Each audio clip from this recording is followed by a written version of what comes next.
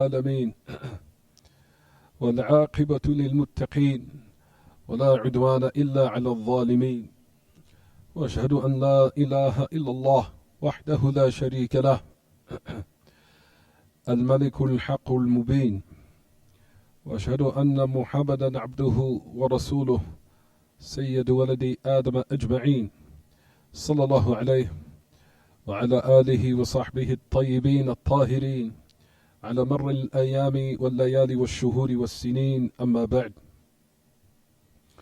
We continue Kitaab At-Tawheed, 7:11 p.m. Wednesday, August the 14th, 2019, after the Hijrah of Mustafa alayhi salatu wassalam, which is Wednesday,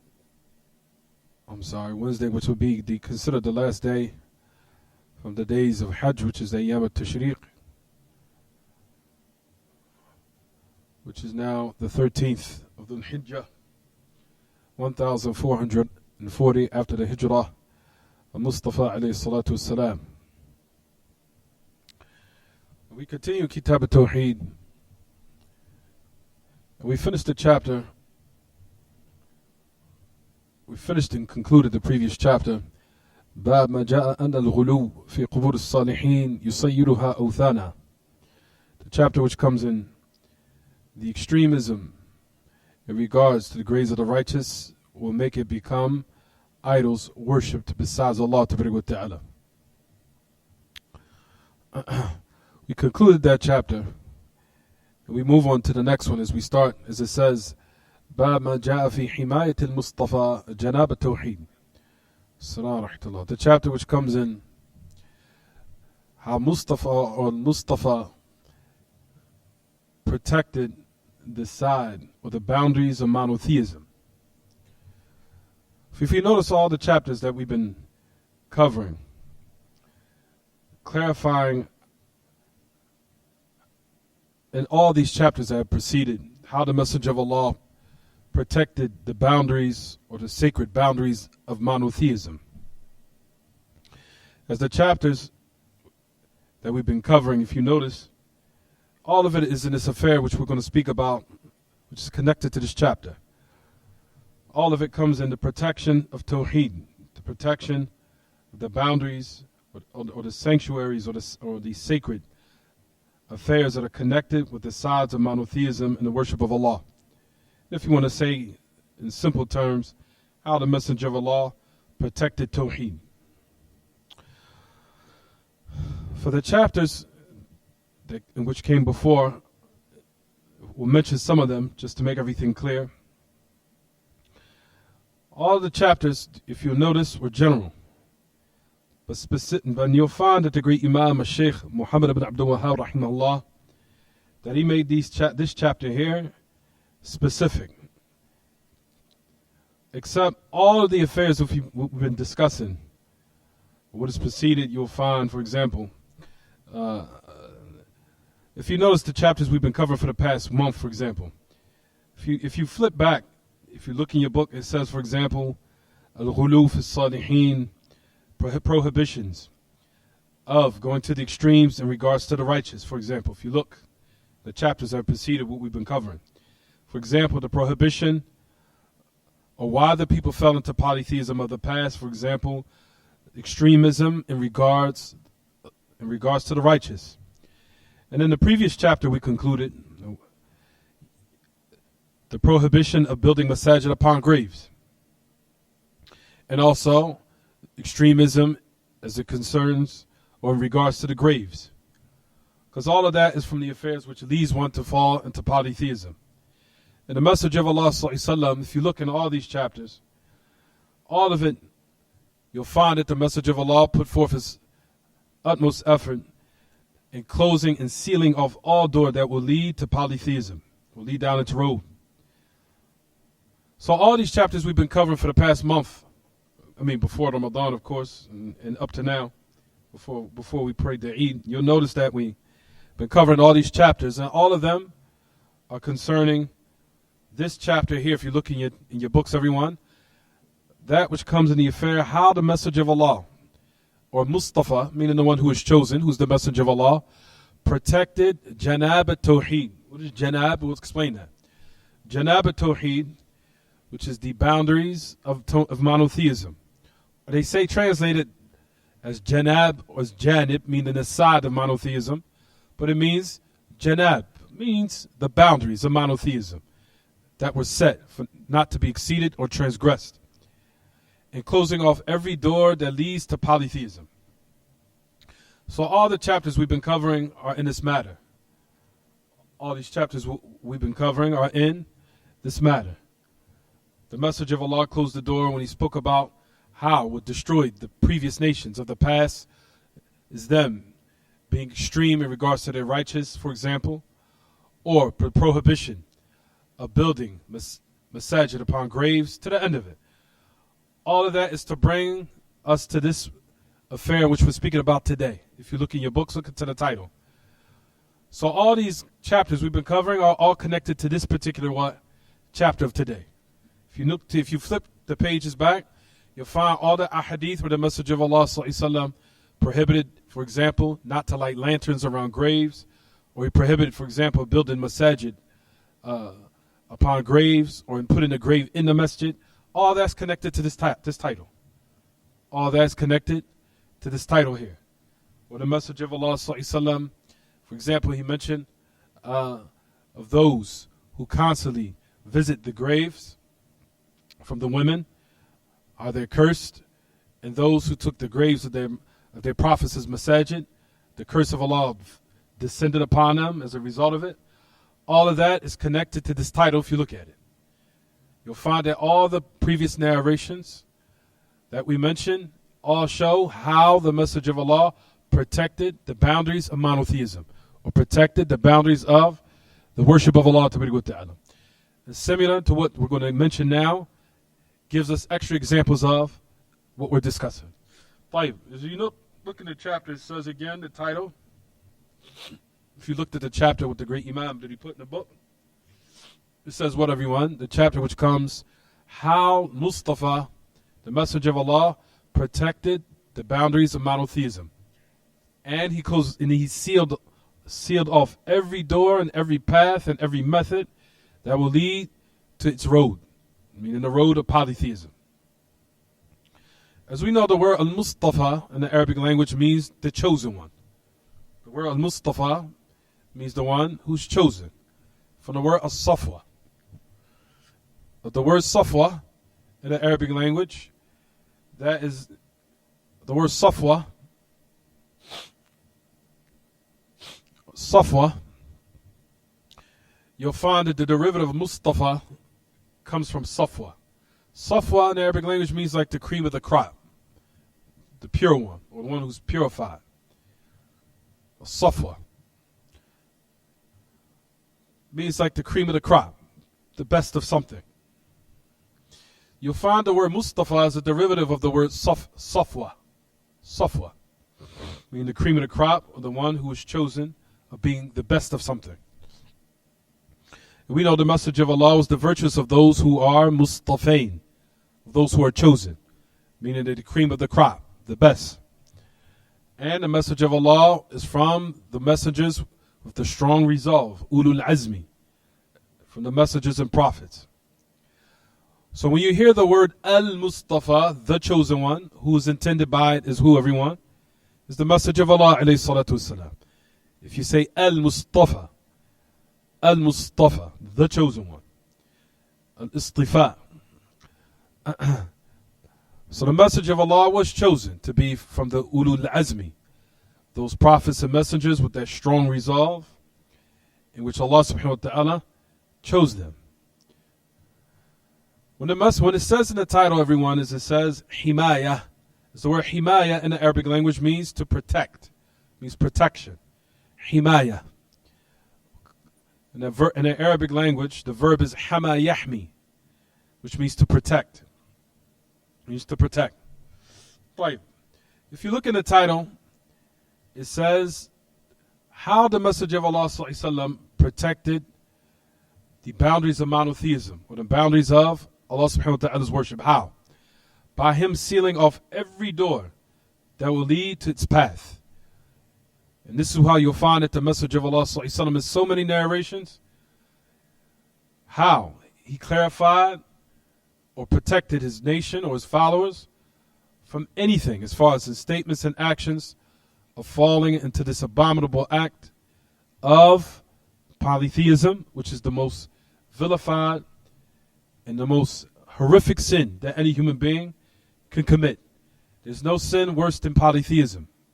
As we know, that is the only sin that Allah subhanahu wa ta'ala mentioned in his book that he will never forgive if one dies in its state or dies upon it. For you'll find that the Messenger of Allah did not leave his ummah, he did not leave his nation, meaning his followers, of course. He did not leave them of not just only, for example, prohibiting them from it. He clarified it in clear detail, and the Messenger of Allah ﷺ gave prohibitions of what will lead one to fall into it. As you'll find that Allah Ta'ala says in his book, of course, that Allah Ta'ala will never forgive polytheism if one was to die upon it. Inna Allah la yaghfiru an yushraka bih. Allah subhanahu wa ta'ala will never forgive that one set of partners with him in his worship. If one dies in that state, like we said, Ya ma'ashal ikhwa, then he will die and be in the hellfire forever. He will never come out. He will be from those inhabitants of an eternal imprisonment. Eternal imprisonment, either in the grave, it will be a pit from the pit of hell, or it will be, in the hereafter, the hellfire will be an eternal imprisonment for that person. He will never come out. So either the graveyard will be a pit of the pit of hell, as we know that the grave is either a rawdatu min riyad al-jannah or sahufratu min hufar al-nar. That the grave is either a garden from the gardens of paradise, or it's either a pit from the pit of hell. May Allah Ta'ala protect us from that. So in regards to what the Messenger of Allah came with, not only did he clarify in detail what is polytheism, but he sealed off every door that will lead to its road or lead down its path, which inevitably one will fall into it. Exactly. So Shaykhul Islam Taymiyyah rahimahullah, when Allah subhanahu wa ta'ala prohibits polytheism in his book, they said that Allah ta'ala said that he forgives shirk. He will never forgive, he will never forgive shirk if one was to die upon it. Will he forgive minor shirk? Will he forgive ta'ala major shirk? If one made tawbah before they died, that is something different. Meaning, if they made proper tawbah where they left it off before they died. But if they died upon it, then that will be the most ultimate vilified and horrific sin and the most evil state and the most wretched state that any human being can die in, which is to die upon the sin in which the great Imam Shaykh Muhammad Abdul Wahhab authored this book, clarifying to the people what polytheism is and also clarifying at the same time what Tawheed is. So this matter which we're discussing, you'll find that Allah subhanahu wa ta'ala promised that he will never what? Forgive shirk if one was to what? Die upon it. If he was to die upon it. What is dangerous is that you'll find that even minor shirk, like we said, is very dangerous. Even minor polytheism, which could be done with statements, and it can be done especially with the intention. If one shows off his actions or any type of good deed for other than Allah, which the details in regards to that affair will come shortly, inshallah. طيب. If you notice in the title of the chapter, it says, وَسَدُّ كُلُّ طَرِيقٍ يُوصِلُ إِلَى الشِّرْكِ. The Messenger of Allah ﷺ closed off every door that leads to polytheism. And like we said, if you look in the previous chapters that we've been covering, or what we covered, that you'll find all those narrations shows how the Messenger of Allah shut or sealed the door of polytheism off. Everything what we explained from the previous classes up to this moment, and in this chapter, what we're going to discuss today, and what's going to come inshallah after today. For the Messenger of Allah sallallahu I'm sorry everyone, the great Imam, notice that he repeats one after another, especially certain matters. Why? Because the affair of polytheism is so great, and it is the fitna of the nation. Now we don't mean the nation of Islam as far as the followers of Farrakhan. We're talking about the followers of the Messenger of Allah sallallahu alaihi wasallam. It is the fitna of today, and the greatest fitna, or from the greatest fitan, the greatest calamities and trials and tribulations of this ummah is extremism in regards to those who are deceased and in the graves. It is one of the biggest calamities of this ummah.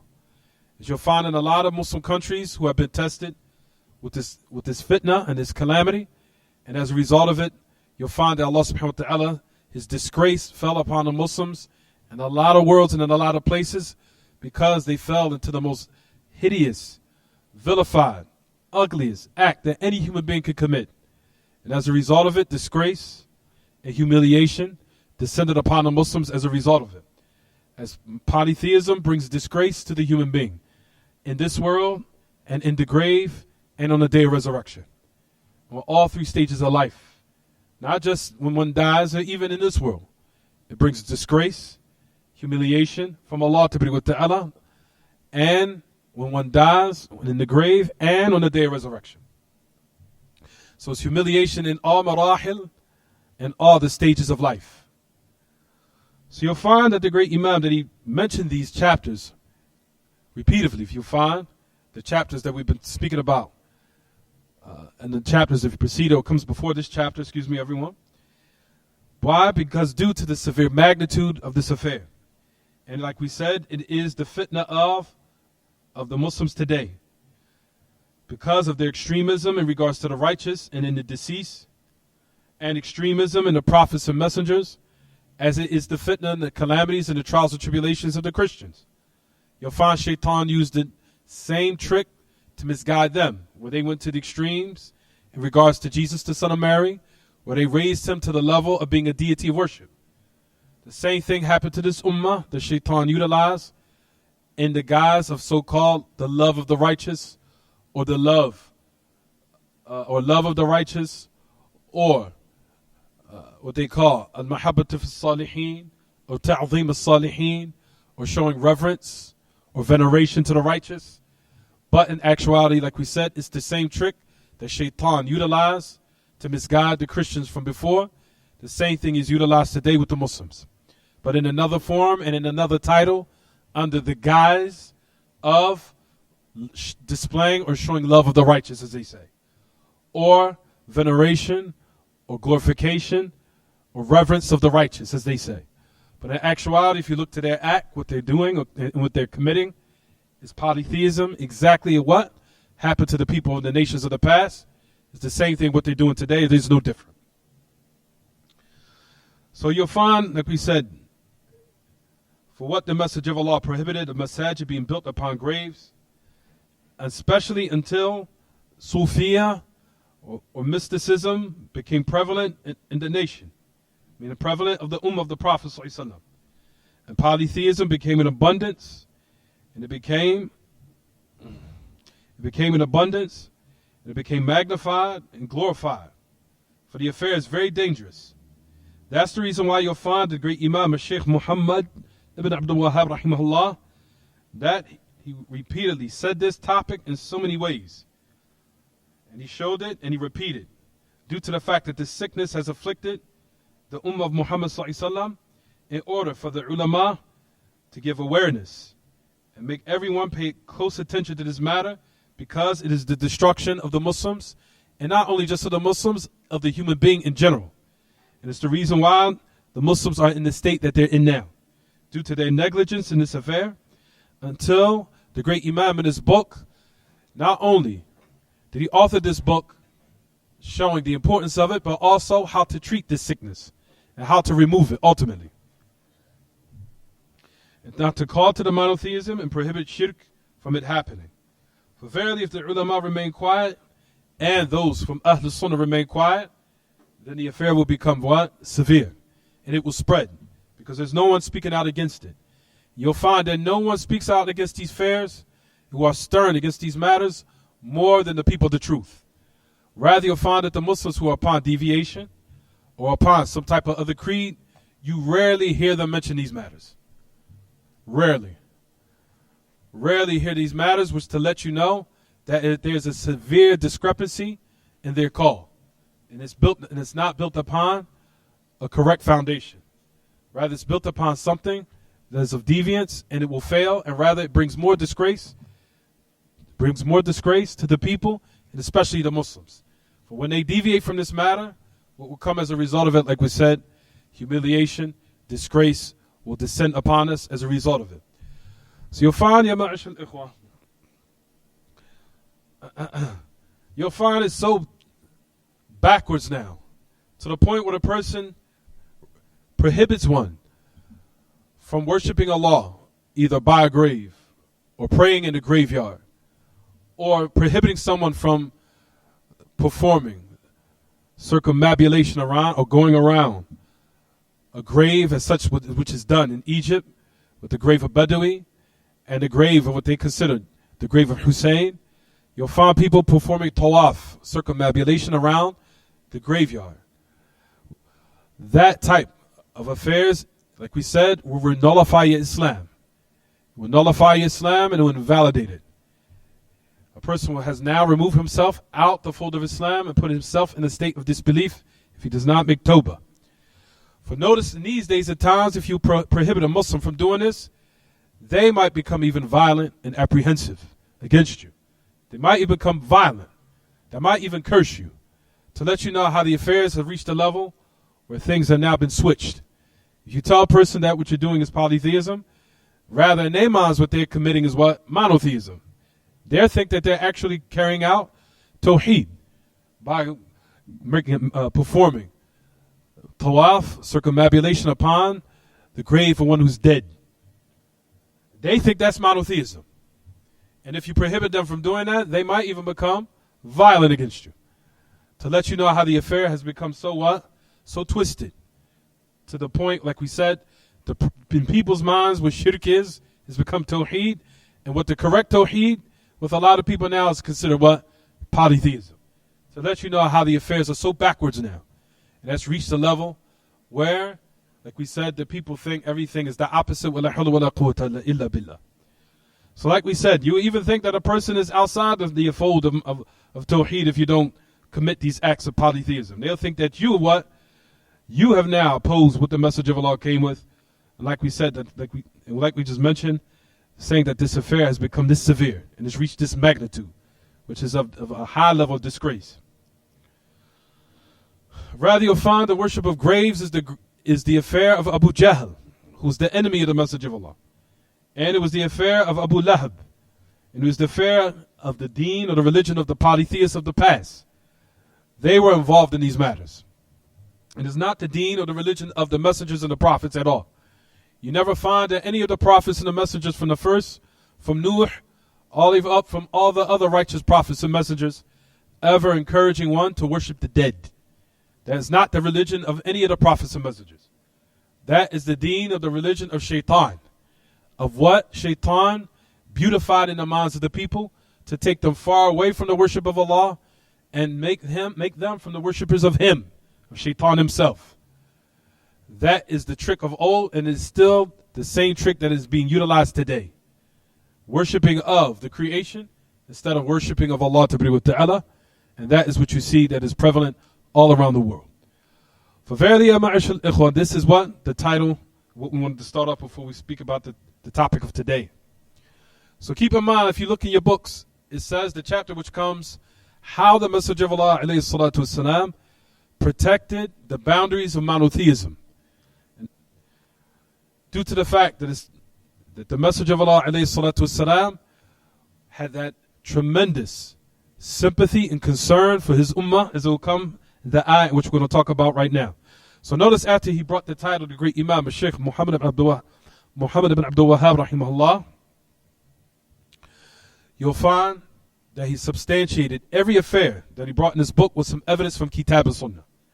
That he never left the affair open with his opinion. Once he brought the title, he backed it up with evidences and proofs from the book of Allah and the Sunnah, the message of Allah alayhi salatu wasalam. And this is to teach the people to be acclimated to doing the exact same thing. That our religion is not based upon our opinions or how we feel or how I feel inside or I feel some type of way or what my emotions tell me. Everything is based upon concrete evidences and proofs that are protected from the Lord of the heavens and the earth, that no one can change or no one can twist. Rather, the meanings are still intact of the ayat, and likewise its meanings of how Allah intended them to be interpreted. Not how man wanted to interpret based upon their different opinions or their different perspectives or how they perceive it or how they understand it. All of that has been removed from this ummah. Allah subhanahu wa ta'ala not only sent down these ayat, but He also protected tabaraka wa ta'ala how they're to be interpreted and how they're to be understood. In contrast to the other religions of which Allah subhanahu wa ta'ala sent, not only have sent and revealed to the previous prophets and messengers, but their ayats have been changed and distorted along with its meanings. How people now choose of how it's supposed to be interpreted, and that is the reason why they went astray. In regards to this ummah, the ayats are still intact. They are still exactly in the same form of how they were revealed, and the meanings of how they're supposed to be interpreted and understood are still intact. Is it still understood what I'm saying, everyone? Right. So notice that the ayah, if you look in your books, it says, وَقَوْلُهُ تَبَارَكَ وَتَعَالَى وَلَقَدْ جَاءَكُمْ رَسُولٌ مِّنْ أَنفُسِكُمْ عَزِيزٌ عَلَيْهِ مَا عَنِتُّمْ حَرِيصٌ عَلَيْكُمْ بِالْمُؤْمِنِينَ رَءُوفٌ رَحِيمٌ. Stop biting nails. فَإِن تَوَلَّوْا فَقُلْ حَسْبِيَ اللَّهُ لَا إِلَهَ إِلَّا هُوَ عَلَيْهِ تَوَكَّلْتُ وَهُوَ رَبُّ الْعَرْشِ الْعَظِيمِ. If you look in your books, he opens and inaugurates the chapter with this ayah. It says, indeed, a messenger has come from amongst yourselves. Azizun alayhi ma anittum. It is difficult upon him of what causes you, or it's hard upon him of what you find of difficulty. It is hard upon him what you find of difficulty, or what causes you stress, or what causes you great difficulty. Meaning the message of Allah is very concerned of what causes this ummah any type of difficulty or any type of stress. Harisun alaykum bil mu'mineen ra'ufur rahim. He has that strong desire, alayhi salatu wasalam, and that diligence for you to believe, for you to be from the believers, and he's ra'uf rahim. We'll talk about the meanings of ra'uf. Ra'uf means rahim. It's similar, but there's a slight difference between the two. That he's merciful and he's courteous also to the believers, and we'll discuss the differences between those meanings. Right.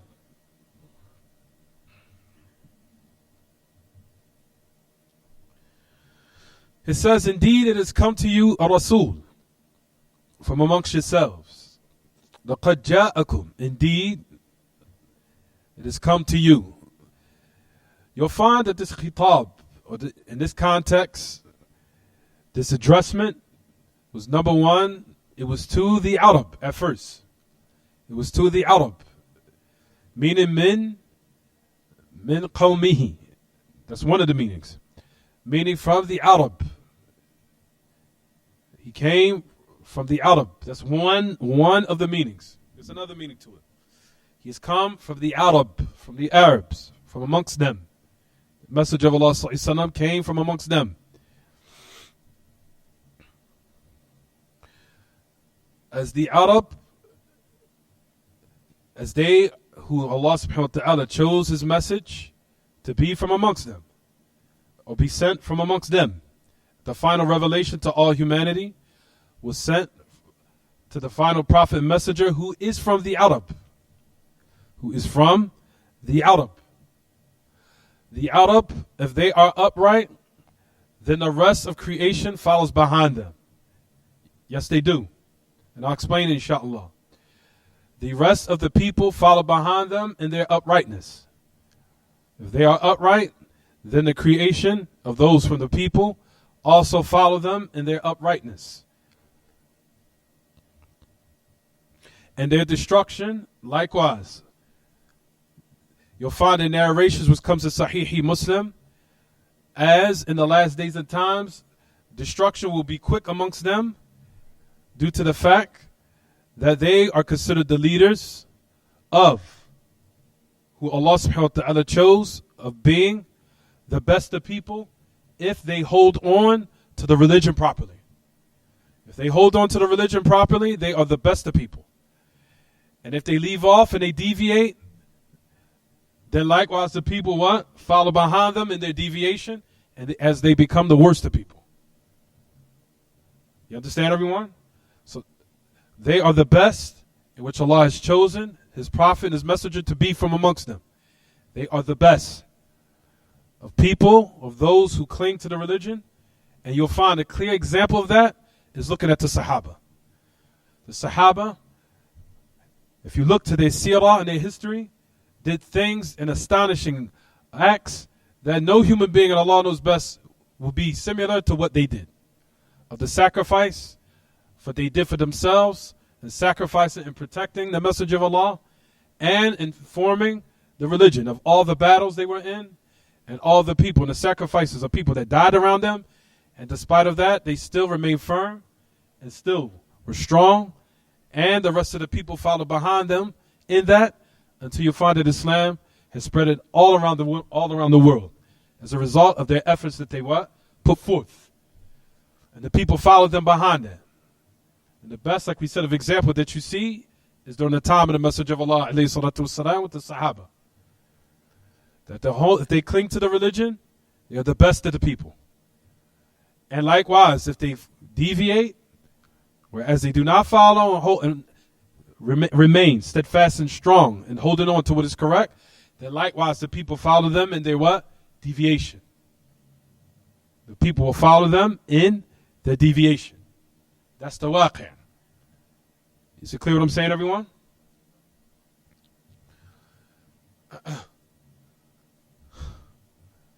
You'll find that the great messenger, alayhi salatu wasalam, he was sent from amongst them, from the Arab, even though he was sent to all the people, generally. So like we said, one of the meanings of the ayah is that he was sent from the Arab. That's one of the meanings. Meaning clarifying to them by the language they speak, of course, that they understand.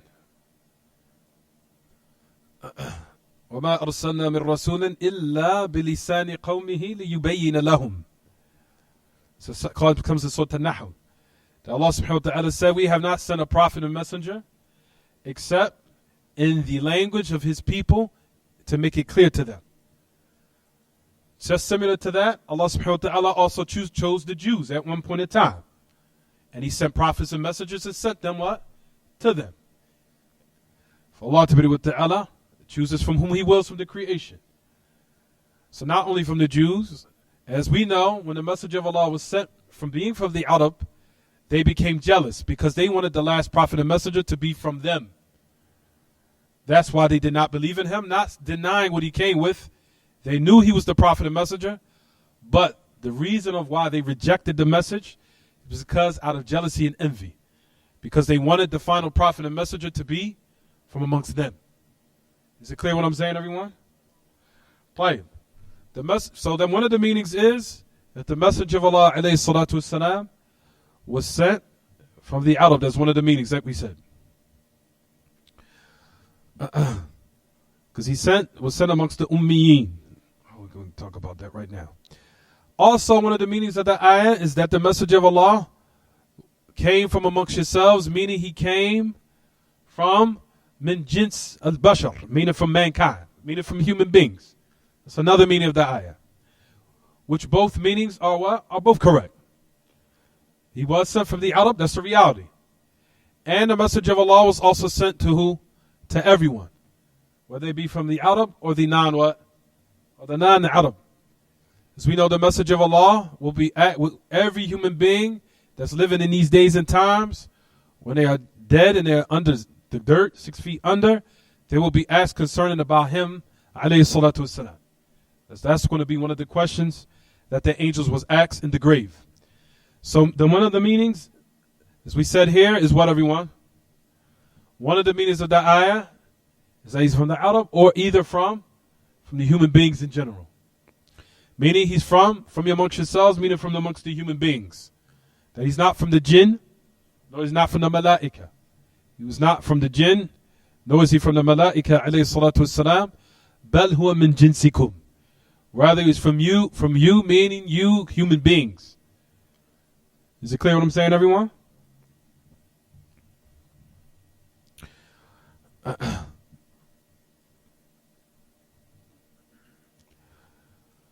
However, in regards, we said that the both meanings are correct.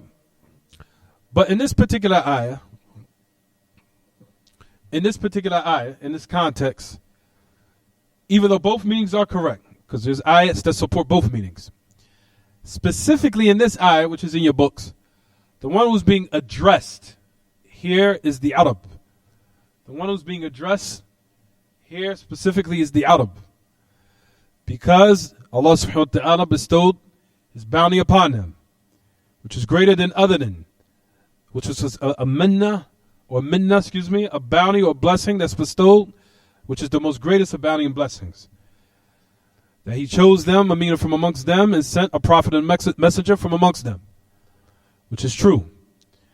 Even though, like we said, the second meaning is correct and has been supported by other ayat, which is also no doubt that no one can deny that he was the messenger ﷺ that was sent from amongst the human beings. So both of them are correct, even though Allah subhanahu wa ta'ala was addressing here specifically in this ayah the Arab. If you notice in the ayah, it says what, everyone? It says Rasul. Rasulun min anfusikum. Rasul, as we know, means messenger. Type, what is the meaning of Rasul? The meaning of Rasul is a prophet or a messenger. Man uhiya ilayhi bi shara'. A Rasul is the one who came with a sharia mustaqillah. He came with a separate. He came with a separate legislation. A new legislation. He came with a new legislation. I'll say it again. A Rasul is the one who came with a separate new legislation.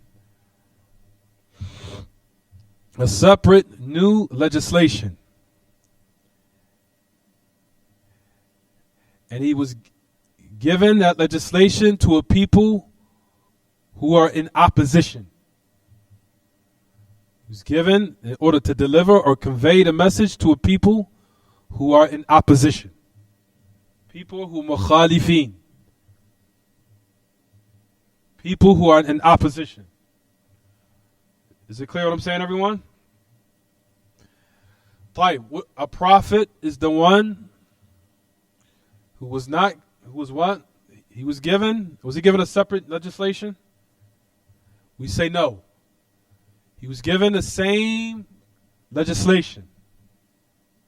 He was given the same legislation, but he was given it in order to convey it to a people who are muwafiqeen. People who are in agreement. I'm going to explain it, don't worry. People who are in agreement. I'm going to explain it, don't worry. I'm going to explain right now. That's the difference between a messenger and a prophet. What do I mean by a prophet is the one who came with a separate legislation. A separate legislation. So the legislation of Musa was not the legislation of what? Isa, of Jesus. And the legislation of Muhammad ﷺ was not the legislation of what? Isa. If anyone worked by those legislations previously, then it is not what? Accepted. Why? Because Allah sent a messenger and a prophet for each individual time and for specific people for that particular time. And each legislation, when a messenger came, that it what? Abrogated the one who came before.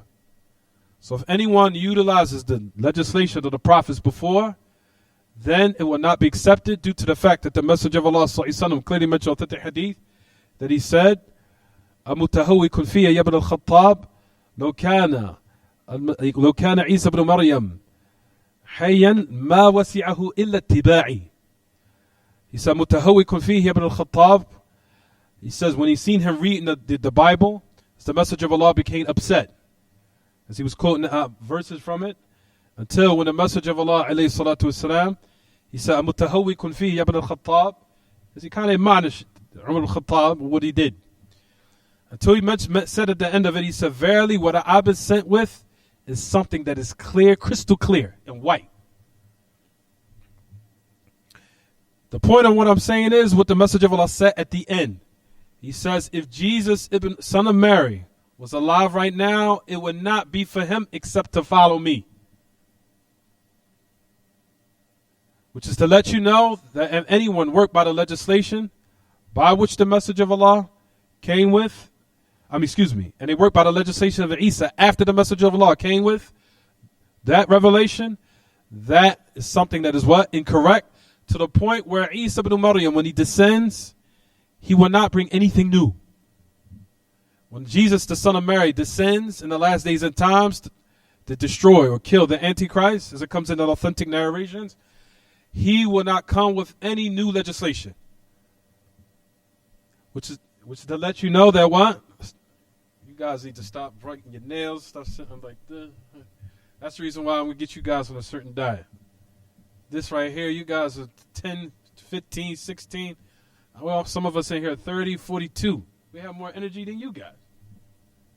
You guys in your teens, y'all sit like this. Y'all like this. Some of us in here 50, 40. We have more energy than the people that's in their teens. Sheesh. طيب. So you'll find that the Messenger of Allah when he informed about Isa, when he descends in the last days and times, he will not bring anything new. He will not come with anything of a new legislation.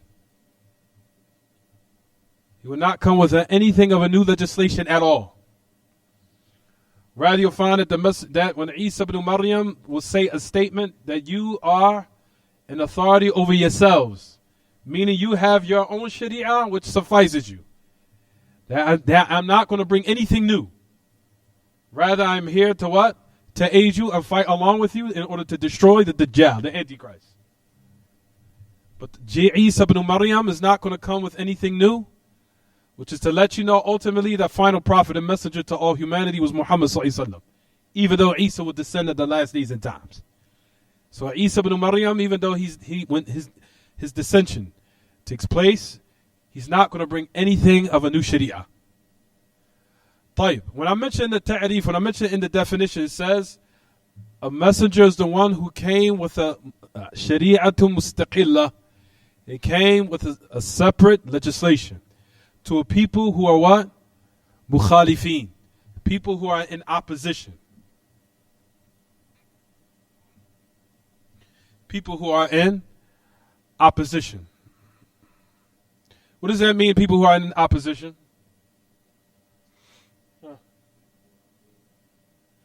People who now have totally left off what is correct. And now they need a new legislation in order to bring all of them back to what's correct. You understand what I'm saying, everyone? To bring them all back to what is what? Correct. They have totally left off everything that is what? What is correct. Due to them falling into polytheism, or due to them falling into innovative practices, newly invented practices introduced, until it's been totally what? Wiped away. Then the messenger came in order to what? Bring this new legislation of revelation that has been what? For them to now be returned to what is correct. What are you looking for, Jamar?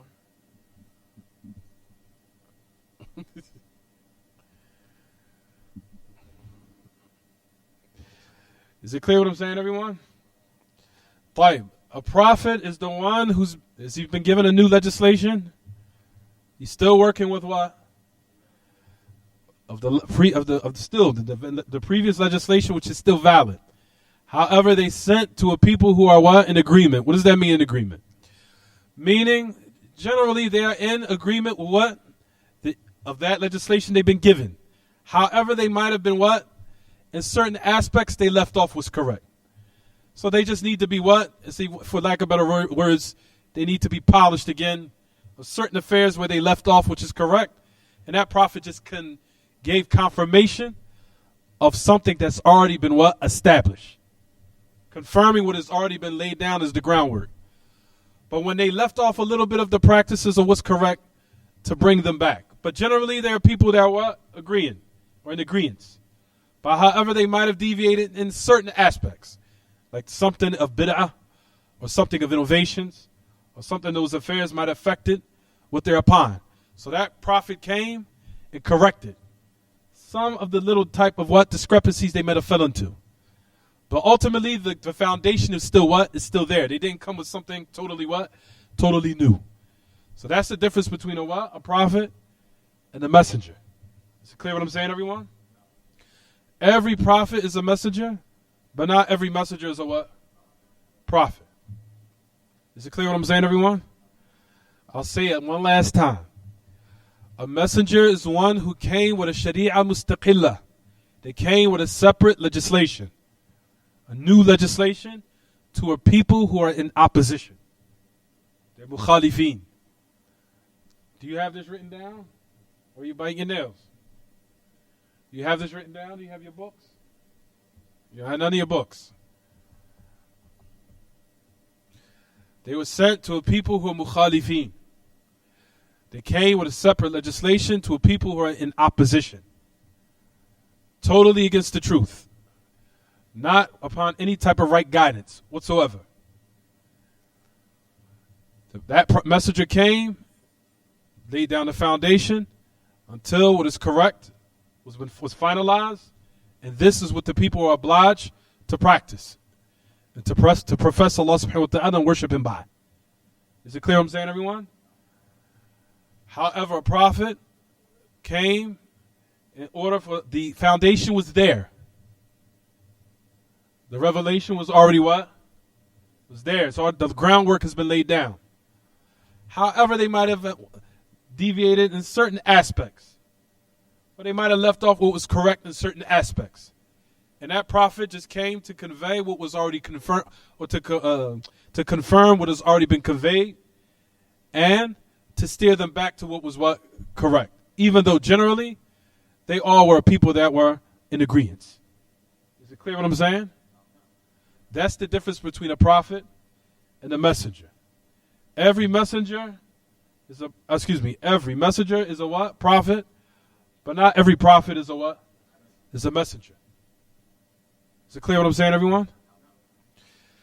Another thing I want to clarify. If the matter of messengership, as a matter of fact, I'll reverse. I'm sorry, everyone. If the affair of nubuwah, of prophethood, is closed, then it's for all the more reason that messengership is closed.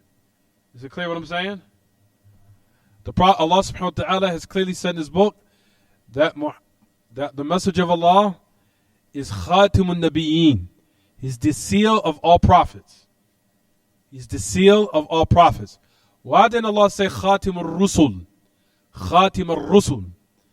Why didn't Allah mention the ayat, the seal of all messengers? That's what one would think. There's a reason why Allah Ta'ala mentioned it in this manner. He mentioned it in order to let everyone know that if prophethood, the door of prophethood is sealed, then it's for the more reason that what? Messengership is sealed. So starting with the lowest level, to let everyone know that the highest level is for all the more reason that door is shut. To let everyone know that there is no prophet and messengers after the message of Allah alayhi salatu wasalam. So if someone comes along and tries to lie to you that I am a prophet or I am a messenger, then we know that they are what? They are a liar. Due to the fact that Allah subhanahu wa ta'ala sealed the door of prophethood and messengership by the message of Allah alayhi salatu wasalam.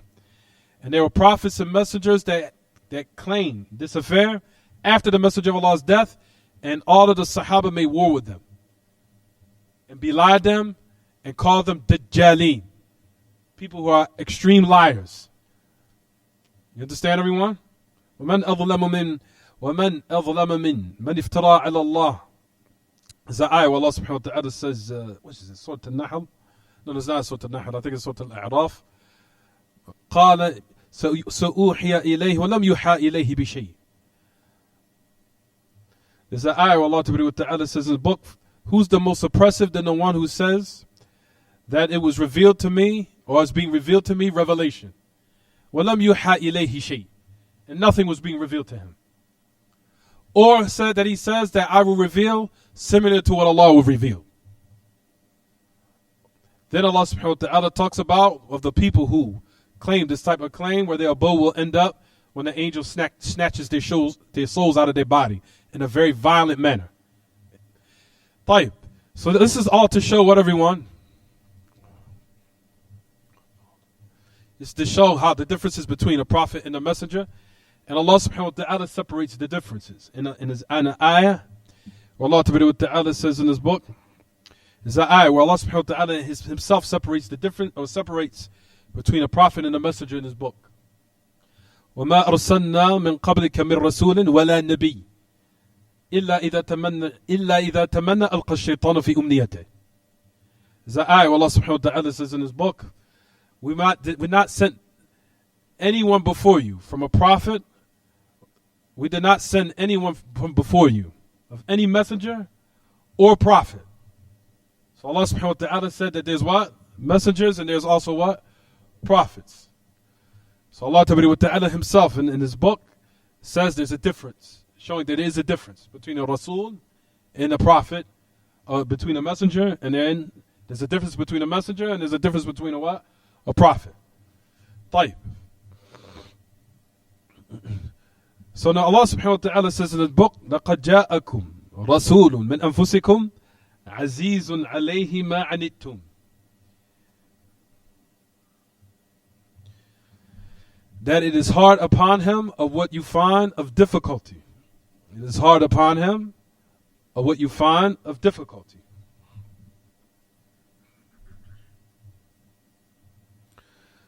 We know that the Messenger of Allah ﷺ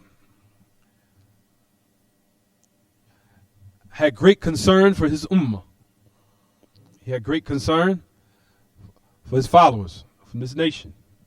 I don't want to use the word nation too much so people won't get confused with the nation of Islam. From his ummah. Because a lot of people will think that's what we're speaking about. We're not speaking about that. But however, the Messenger of Allah ﷺ, if you notice in every affair of what caused some type of difficulty, or what would be a thought that it might cause difficulty upon his followers, the Messenger of Allah ﷺ chose the easiest of them, as long as it did not have any sin in it. Well, we have numerous examples of this. Too many to be counted. From them, the month of Ramadan, with the Messenger of Allah alayhi salatu wassalam. Don't forget to pray 2 rakat before you sit to greet the masjid. We know that the Messenger of Allah ﷺ in the month of Ramadan, as we know, the last nights, especially in the last 10, as he prayed with his Sahaba, but the remaining nights, he did not go out of fear that matter of them praying during the night would become obligatory. So that shows that his concern for them, for this matter. He prayed for them a couple of nights, but out of fear that it would become something binding upon them, he left it off. We have so many narrations. The Messenger of Allah ﷺ, also, for example, in regards to the siwak during the salah, that he said that if it was not a burden upon my ummah, lawla an ashqa ala ummati la amartuhum bis-siwak 'inda kulli salah. That if it wasn't, that I knew there would be a difficulty upon my ummah, I would have commanded them to use the siwak, meaning to purify their teeth and their breath for every prayer. But the Messenger of Allah ﷺ knew that would cause a great difficulty upon them, so he left it off and left it to be in a matter that was what? Highly recommended. The Messenger of Allah ﷺ also regards to the khuf, or wiping over the sock, which was also something legislated to remove difficulty of the ummah when it's time for them to pray. To make the wudu, and then at the time when they want to pray, to wipe over the socks, which is another affair, to show how the Messenger of Allah wanted to remove any type of difficulty from his followers. So many ayat, so many ahadith that we could give in this regard. However, when the Messenger of Allah ﷺ was chose the most easiest of affairs Of course, it wasn't a matter that had in it sin or something that was in opposition to what Allah subhanahu wa ta'ala commanded. But the affair was in accordance to what Allah was pleased with, and at the same time, as we mentioned, we said it was considered something of raising or taking away from his followers a difficulty. So that's what we're talking about in this regard, ya ma'ashal ikhwah. That the message of Allah clearly it says in the ayah that it is hard and difficult upon him, what causes you what? What you find of stress and what gives you difficulty. So the message of Allah shows his great concern for his ummah and his followers who came not only during his time but afterwards. You'll find that the great Imam Sheikh Muhammad ibn Salih that he mentioned in this regard, he says, صعب لأن هذه المادة العين والزاي في اللغة العربية تدل على الصلابة. We're going to talk about this. Let me see. That the message of Allah that he was concerned for anything that caused difficulty upon his people or his followers. For his Aziz, I stuck in regards to what? As regards to what? I'm sorry, everyone. That the message of Allah, for example, remove that if there was a difficulty upon his ummah in regards to the weather. If the weather changed, if there was a difficulty for the weather, you'll find that the message of Allah had combined the prayers, especially those in the masajid.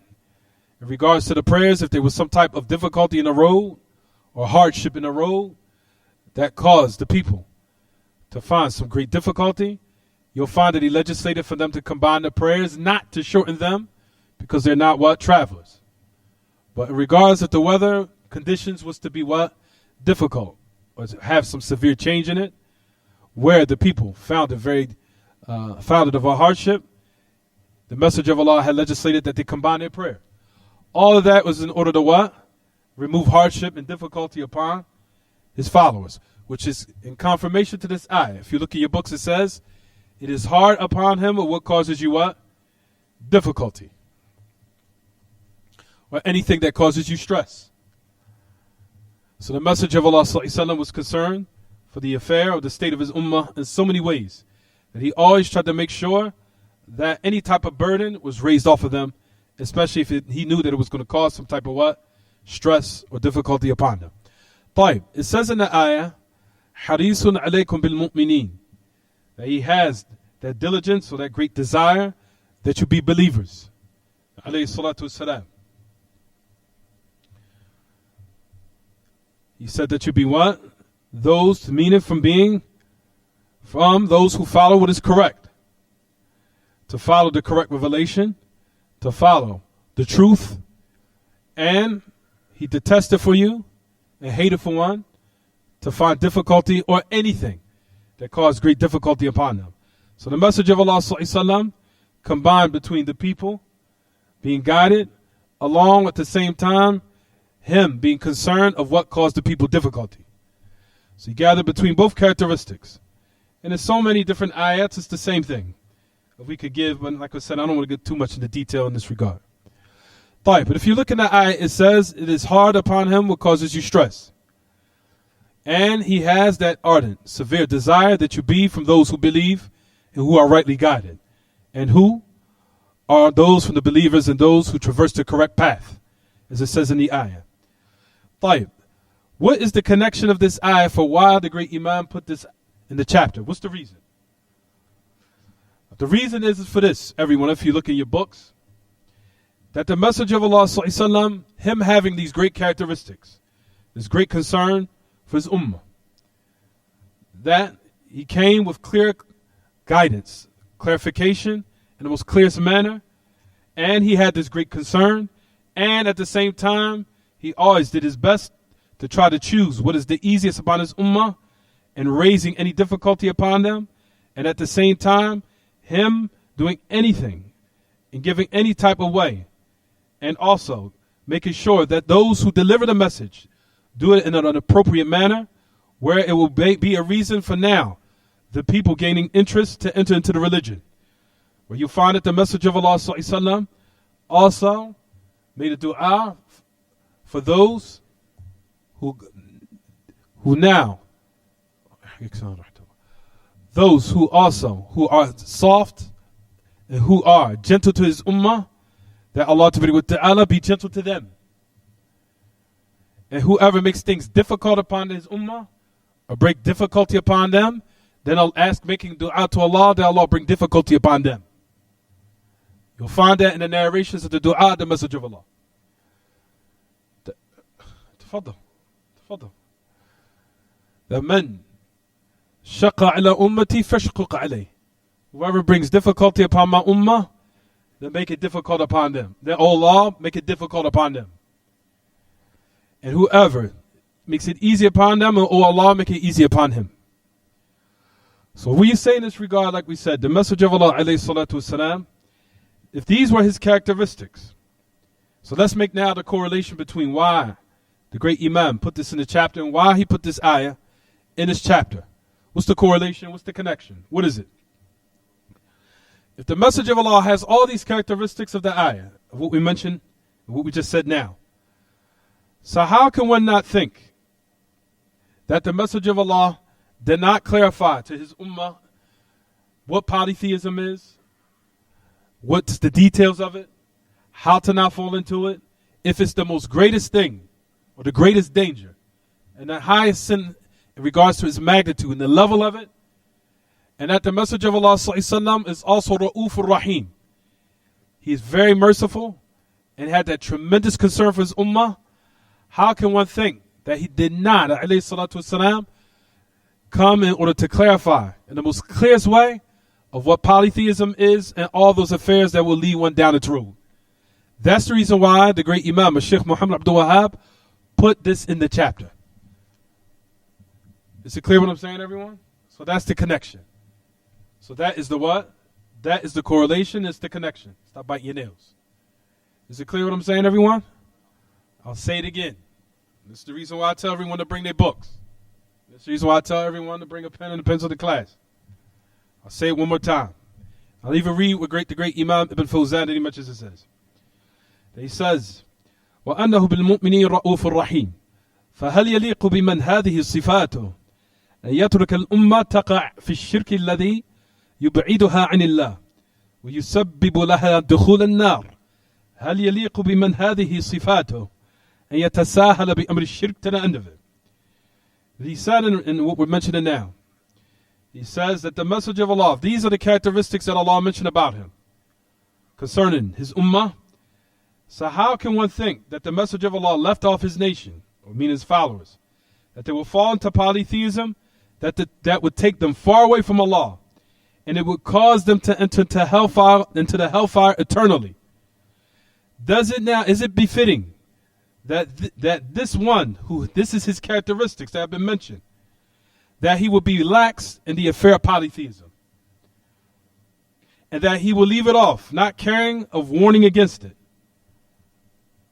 because it's the greatest danger upon his followers, and this is the greatest of what will give difficulty upon them, that which will lead them for them being in the hellfire, eternally dwelling in it forever, never coming out.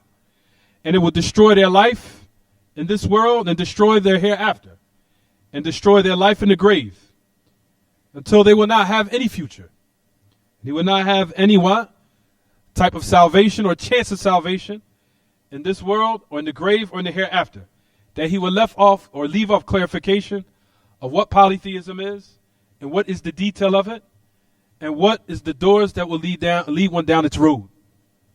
So that's the reason why the great Imam, that he put the ayah in the chapter, to let one know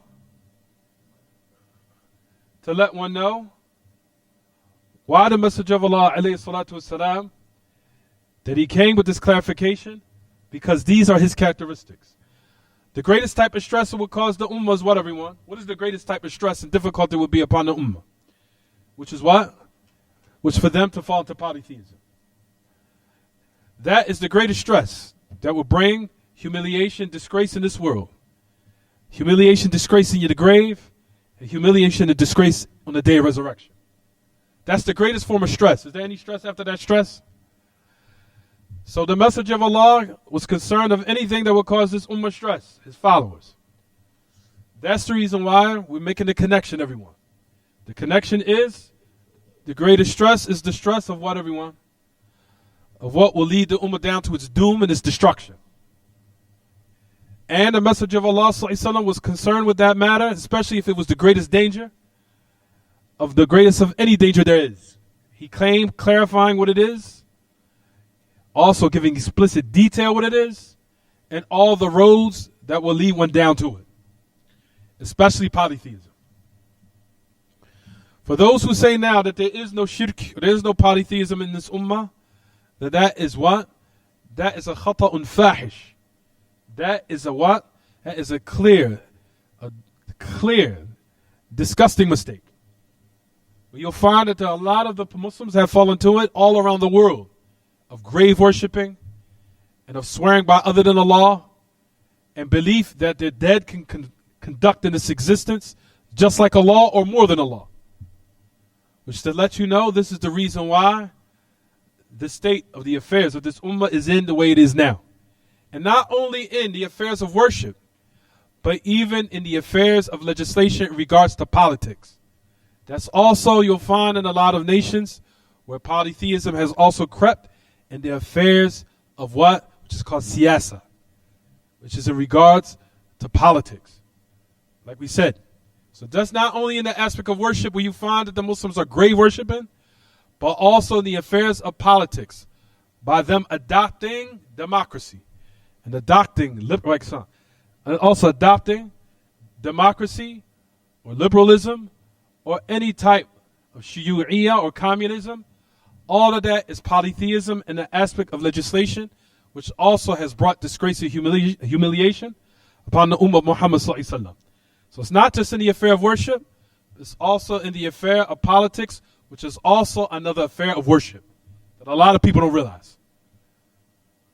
As embracing democracy, or embracing, if a person wanted to be Republican, or a Democrat, or conservative, or a liberalist, all of those affairs are considered from the affairs of polytheism, which is obligatory to a person to totally reject it and to distance himself from. And to what? Disbelieve in it. Why? Because it's a tawhut that Allah Ta'ala has commanded that you disbelieve in order for your iman to be valid. Your iman is invalid if you embrace these affairs. Because democracy, or being a Republican, or Democrat, or Republican, or conservative, all of those affairs are religion. It's a type of ibadah. And it's an ibadah fit tashri'. It's an ibadah and an aspect of legislation where man-made laws are made and they take the place of the legislations of Allah Ta'ala. That is one of the worst forms of polytheism if one is not careful, because like we said, a person has to disbelieve in every type of tawhut. A tawhut is any type of sharia mukhalif li shari'atillah. Any type of legislation that's in regards or in opposition to the legislation of Allah is a tawhut. That's concerning. Democracy, like we said, being a Republican, Democrat, liberalist, conservative, communist, you name it, to the end of it. Do we now go out and tell the people and warn them in the street? That's not from wisdom. We're teaching the people and teaching the Muslims to stay out of it. That's what we're saying to them. Stay away from the politics.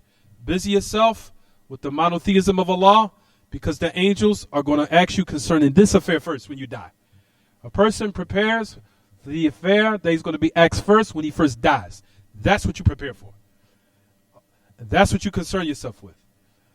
Are we telling now to wage war against the non-Muslims? No, we're not saying that. Rather, we're against that. We're against waging any type of war, especially from the common folk. That's only for the Muslim ruler in another country. There is no jihad here. That's absolute nonsense. And anybody says jihad, they have no delil for what they're saying. There is no legislated jihad here in America. There isn't any. There's no jihad. And I could bring them, and if you want the refutation, if there was a jihad, and if there was a war going on right now between any country, there is no airspace between them and the country. Their airplanes from America cannot fly into their country. Their airspace is cut off because they're at war. If you understand that, you'll understand totally there's what? There's no legislated jihad here. Is it clear what I'm saying, everyone? Anyone that says there's jihad here is absolute nonsense. He's trying to call you to a banner, put you under a banner of shaitan. And if you die in that state, you'll die in a very dangerous state. There is no jihad here. As you'll find, the great Imam Ibn Uthaymeen, did he mention this profound statement? He mentioned in the statement, he said, it is in his Majmu'. And I will say this, and I'm going to get one to call you then after this. He said,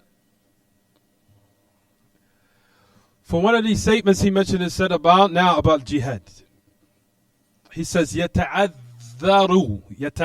مستحيل. He said, from what? The Muslims now, these days. He said, فَقَدْ ضَعُفَ الْمُسْلِمِينَ مَادِّيًا وَمَعْنَوِيًا. He said, due to the weakness of the Muslims and ma'nawi wa maddi. Notice what he says. The weakness of the Muslims, ma'nawiya. Notice he started off by saying. What does that mean, ma'nawi? Meaning in their i'tiqad, their belief. They're not unified upon one belief. He's talking about jihad al-talab. He said, the ضعف المسلم سيتعذر عندي القيام بالجهاد لضعف المسلمين ماديا ومعنويا. Due to the weakness of the Muslims as far as in their belief and in their weaponry. And I'll explain it after the salat, after the adhan. Who wants to call it? Because we only got like 5 minutes to pray. I think 5 minutes. Hold on. Amir, you want to call it? Where's the other Amir? Amir that's in the office, you want to call it? No, ain't nobody call it yet.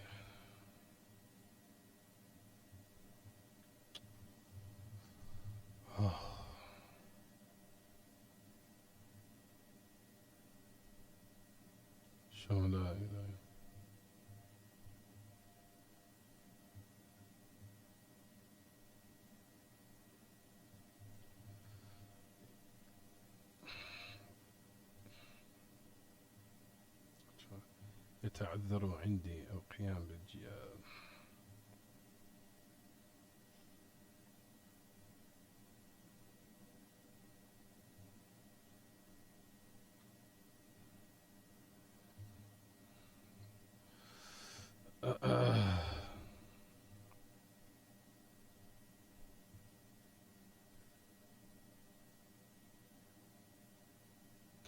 طيب he said يتعذر عندي القيام بالجهاد في سبيل الله لضعف المسلمين ماديا ومعنويا.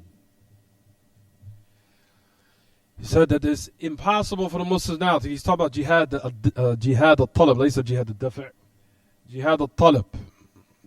He said due to the weakness of the Muslims as far as in their belief and in their weaponry.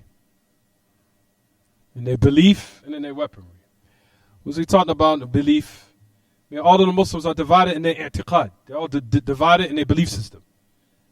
Some believe that Allah is in the human beings. Some believe human beings are in Allah. Some believe that Allah is everywhere. Some believe Allah exists without a place. So to the end of it. Some of them worship other than Allah. Some people worship graves. Some people worship graves of Hussein. Some of them worship the graves of Badawi. They worship great to the end of it. If that's not a severe weakness, then what is?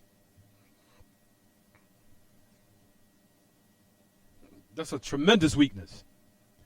He says, due to the ضعف المسلمين ماديا ومعنويا. He saw also in their weaponry. You'll find there's another recording by the great Imam Ibn Muhammad Nasiruddin al-Albani, the great Imam al-Albani. He mentioned and said, how can the Muslims now, how can they really carry out jihad when they purchase all of their weaponry from all the non-Muslims?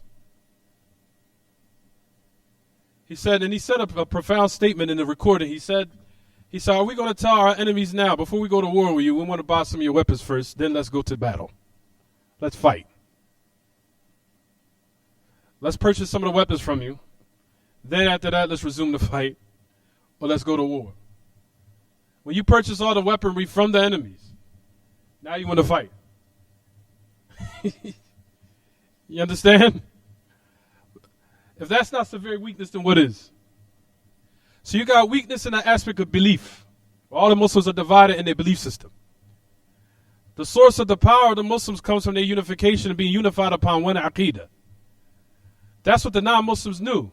That's why they planted the seed of furqa amongst them. That's why they came with these deviant sects. And the Muslims just go along with it every day.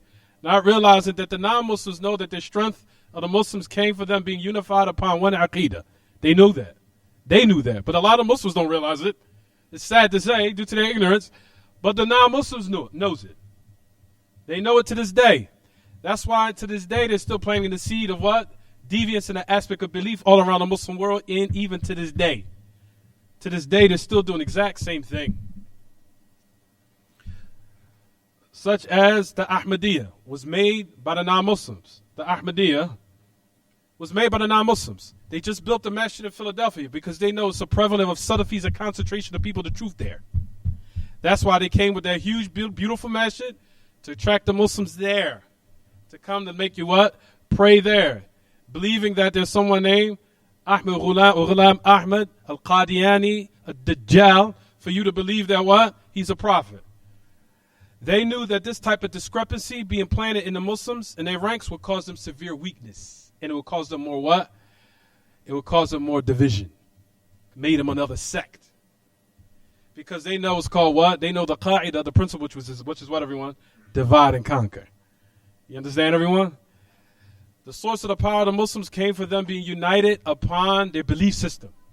The Muslims unite themselves upon one aqidah, which is aqidah salafiyya, as-safiyya, naqiyya. Then the strength of the Muslims come back. That's what they're afraid of. That the Muslims will wake up out of their state of what? Heedlessness, and know that their strength lies in them unifying and getting rid of all these discrepancies and all this disgusting filth of beliefs, ridding themselves of it, and unifying upon what the companions were upon in their belief system. That's what they're afraid of. So in order to keep it, that's the state of weakness, they keep coming with planting more seeds of what? Deviation and division amongst the Muslims. The Muslims don't want to purify their creed. They just want to unite the numbers with the sickness still there. That's what they want to do. Unifying the numbers without being unified in the hearts. You understand what I'm saying? That's the issue. So that's the reason why you'll find Ibn Uthaymeen said, he said, يَتَعَذَّرُ عِنْدِ الْقِيَامِ بِالْجِهَادِ لِضَعْفِ الْمُسْلِمِينَ مَادِّيًّا وَمَعْنَوِيًّا.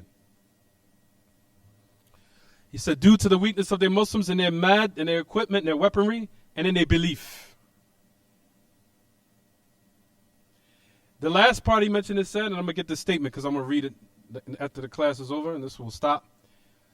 He said, for that reason, he says, it's not left. وَلَمْ يَبْقَى عِنْدِي إِلَّا الدَّعْوَ إِلَى اللَّهِ إِلَّا بَصِيرًا. There's nothing left except to call to Allah upon what? Clarity and insight. There's nothing left. He said, except the type of jihad, which is the jihad of a da'wah ila Allah ila basira, which is calling to Allah upon insight and clarity and knowledge. That's what's left. Because this is what's going to bring the Muslims back to what? To the honor and esteem that they're upon. But due to the severe deviation of the Muslims, not only in the belief system, but also in the aspect of politics and legislation, this is considered a tremendous weakness. And how do the Muslims think that victory is going to come to them And they're committing polytheism with Allah, not in the aspect of only in the ibadah, but also in the aspect of siyasa. Not only in the aspect of worship, but also in the aspect of politics and those affairs likewise. Is it clear what I'm saying, everyone? Is it clear what I'm saying? So that's the reason why we tell the people, these are the affairs of what we're focusing on now, is the foundation, and to tell the Muslims to leave and stay out of politics. Stay out of it. Is it clear what I'm saying, everyone? I do not even waste my time looking at it. It is a headache. And it causes hardness to the heart, and it makes you confused. Is it clear what I'm saying, everyone? It will cause hardness to the heart, and it will make one confused. Leave off, stay away from it. Stay out of it. Of course, you have to know what's going on with current events, certain things. But as far as getting involved, stay out of it. Leave it alone. Make dua and keep making your supplications. The rectification starts with what we're doing now. What I'm doing now, what we're studying right now, is causing aid to bringing rectification and solving the problems of the Muslims. It's what the Salafis do, what the people of Al-Haq do, which is calling to the monotheism and purifying the people's belief system. That's part of what? Aiding and solving the problem. Not getting involved within the problem. And then putting yourself in a pool of pollutants where it's rare, if not, there's not been any person that, once they involved themselves in politics, that they came out of it in a very what? Acceptable state. Except you'll find that they always fell into some type of deviance and at the least, or at the most kufr, and at the least some type of deviance. Is it clear what I'm saying? Or at the least, major sin. They're being a major sinner. Right, we'll stop here, inshallah. Anything about the lesson? Because you got to pray. Fadal.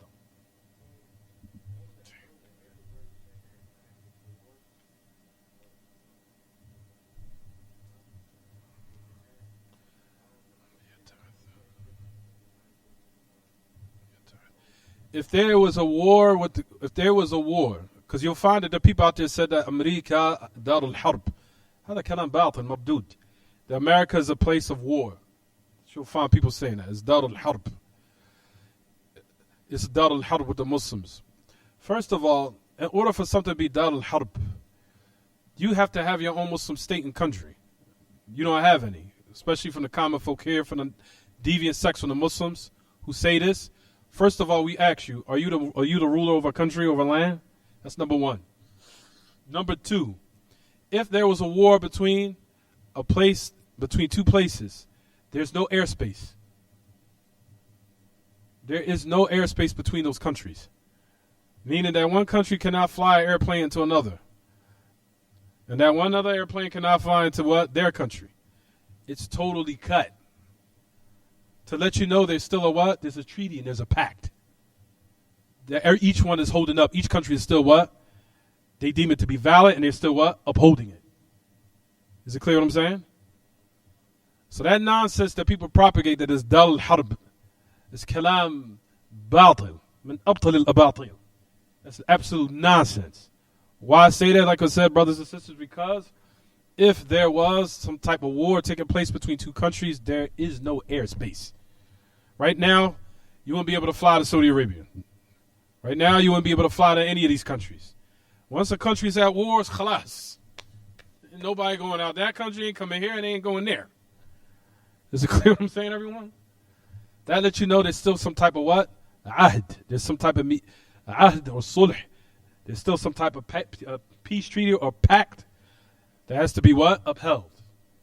As long as those uhud, those testimonials, those pacts, or those treaties are there, they have to be what? Upheld by everyone.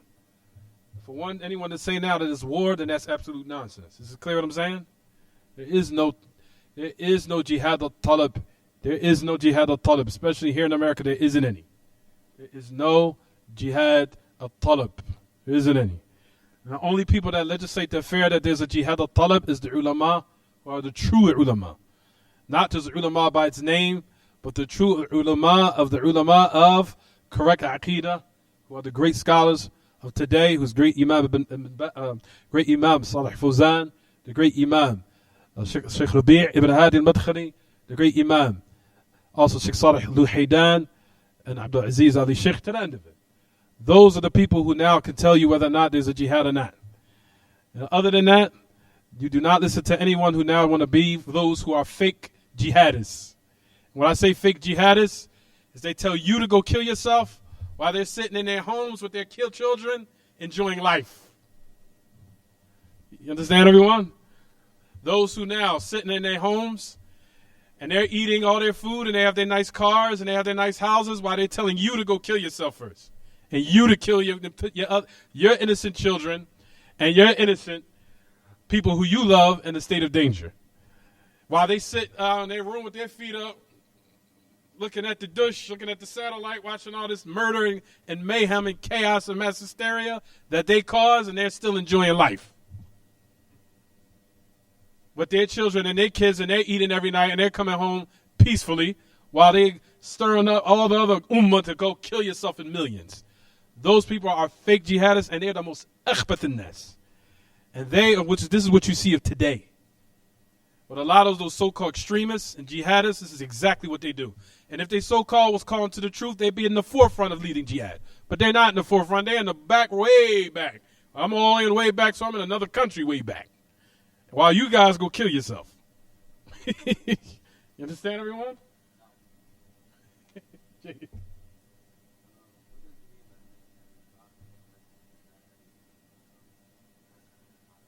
Say it again.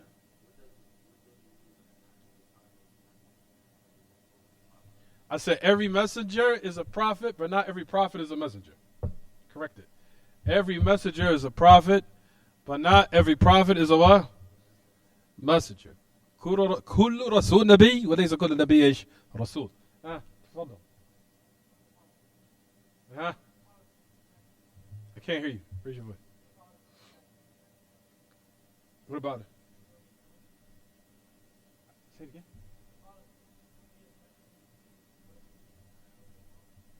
If they attack you? What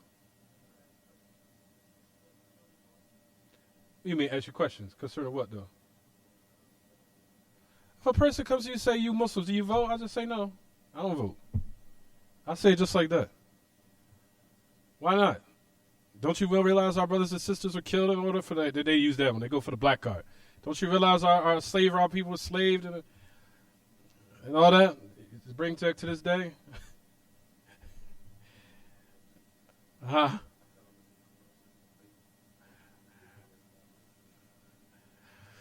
That's what they would have. If you read history, do you realize that Africans sold Africans to Europeans to bring them over to slavery here? Do you know that? Read the history. African tribes went in and made war with other African tribes that they didn't like, gathered them all together, and gave them to the Europeans. Black people. Yeah. Black people sold them to the Europeans and bring them here to the point they even say to this day, there's African tribes out there still benefiting from the benefits of what they did with the Europeans when they sold them to the blacks to bring them over to America. All you got to do is read the history. So what you going to say about that? It was all the white man? What about those black people that sold the black people to the Europeans to bring them over here to America? That still are reaping the benefits off of it to this day. So what you going to say? Let's go back to Africa? Let's go back to Africa. Well, Africans are the ones who sold the black people over to you, to the Europeans. So what you going to say? Well, why don't you go to them and call them devils too? It's Nation of Islam. Why? They not devils either. You want to call black people devils? Because the blacks are the ones that sold the blacks over here to the Europeans. Do you know that? Hey, a lot of people looking like, I didn't know that. Yes, that's the truth. Read the history. Is it clear what I'm saying? So when they brought them over here, now they imposed this system onto them, not realizing that the whole system was designed for them to still be what? Still be oppressed, regardless. And if you look to the system of the voting system here, if you study it, it's not for you. It's not for you.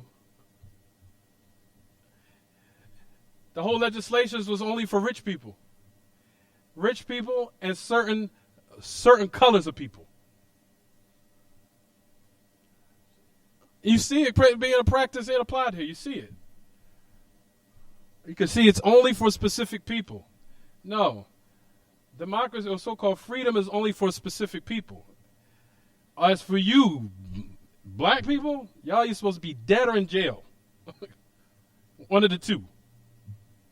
Y'all supposed to be shooting y'all brains out, smoking weed, listening to these stupid rap songs, getting high, chasing after girls, and you don't have no media. Y'all don't care about family. Y'all trifling. Y'all telling your kids this is how they think about us.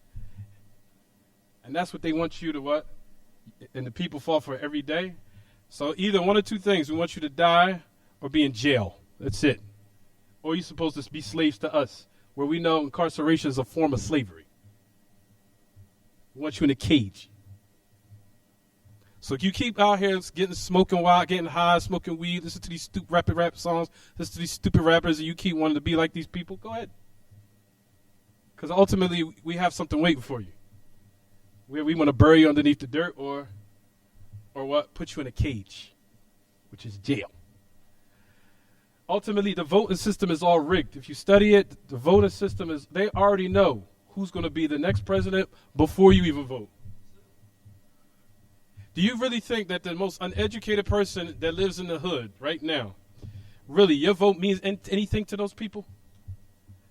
Right now, I ask everyone, you're voting to so-and-so based upon what? You understand any of his policies that he watches? You sit down and watch a debate, so-called, and understand the type of terms that they're saying. Do you understand anything they're talking about? That stuff goes way over your head. They know that. Like, what is this? I don't even understand what is he talking about. I don't understand it whatsoever. Foreign policies, all these different type of legislation they want to ratify. I don't understand anything he's saying. It's going over my head, beyond my comprehension. I never studied politics. I don't know what he's talking about. So what's the reason why you're voting for him in the first place? Just because he's a Democrat and he's a Republican? And then they try to put it in your mind the protocol is the Democrats is for the rich, Democrats is for the poor, and the Republicans is for the rich. That's another thing they want to confuse you with. They're all the same. It's all the same. That is just to put in your mind. The whole system is rigged. It's all set up. You've seen it happen in 2000 when Al Gore won the popular vote. The electoral votes came in, nullified everybody's election. So your election ultimately doesn't mean nothing to them, your vote. Nothing. They voted for Al Gore. Al Gore came in. He won the popular vote. The electoral vote came in, nullified all of it. So your vote ultimately with them was meaningless. So you voted, they nullified it. Because that's not who they wanted to what? Be in office. They put in there who they want. So ultimately it's not democracy. That's just an illusion. If you have to educate yourself. If you educate yourself, then you'll know that what the message of Allah came with, Salafi, is the haq. I'm staying out of politics. Learning my religion is enough for me. Learning what I'm doing and preparing myself for death, that's what I'm working on. I'm working on purifying my heart because one day I'm going to meet Allah, and I'm going to make sure that, and how I do that is learning my belief system, treating people good, spreading Islam by professing and showing the good qualities of the religion so other people can accept it, and preparing myself for death. That's it. As for politics, I stay out of it. And I kindly say that to every Muslim and non-Muslim. I stay out of it. I don't want no involvement in it. I'm not getting myself involved in it. All you got to do is just go on social media right now, and all you see is bickering and arguing between Democrats and Republicans for over 30 to 40 years. Who wants to watch that every day? People go bicker back and forth of what policy is good and that policy is bad and this policy is good and that policy is bad. How are you going to stop it? How are you going to stop it? So it's all been rigged. Is it clear what I'm saying? It's been set up. It's sad to say that I don't understand why Muslims to all over the Muslim countries all over the world is adopting this nizam tawhuti. This nizam tawhuti is called democracy. It's a tawhut. Every country that democracy has crept into, except that you find the country is destroyed. And it brought separation, division. It brought separation. It brought down the country, made them in division, made the poor people oppressed, while the rich get rich. That's what you see happening here today. And it destroyed their economy. That's the reason why America is in a what? $1 trillion deficit. Over $1 trillion. Because democracy, this is what it brings. Makes you be in debt, makes the poor, exploits the poor, makes the poor poor, and it also makes the rich rich, all of this, and it causes instability in the economy, and it causes chaos in the society. All you got to do is look on what's going on around you. And I just heard just an hour ago in Philadelphia, there was about 5 people from 5 cops that just got shot, and I think 6 that's going on right now. And this takes place every day. But what only makes the news is when it happens in the rich neighborhoods. But this goes on every single day. Every week, about maybe 30 or 40 people are killed in the inner city neighborhoods here. Does that show that the systems here work? Over 30 or 40 people. That doesn't make the news, doesn't make CNN. Maybe over 30 or 40 of youth get shot every week. About 30 or 40 people. That shows you that the system here works. And they don't say nothing about it. Well, only they made the news was that the fact that it happened in Dayton, Texas, or El Paso, Texas, and Dayton, Ohio. That made it. This is going on every week. This is going on. 30 or 40 people get shot and murdered and killed every week. And then the Muslims want to bring this in their country, this system. They want to bring this nonsense, this type of way of living in their country. You understand? So stay away from the politics. Just stay away from it. You'll be fine. And read history. Yes, black people sold blacks to slavery to the Europeans. Read it. You'll find it. Is it clear? جيد. هذا وصلى الله وسلم وبارك على نبينا محمد وعلى آله وصحبه وسلم. سبحانك اللهم وبحمدك أشهد أن لا إله إلا أنت أستغفرك وأتوب إليك.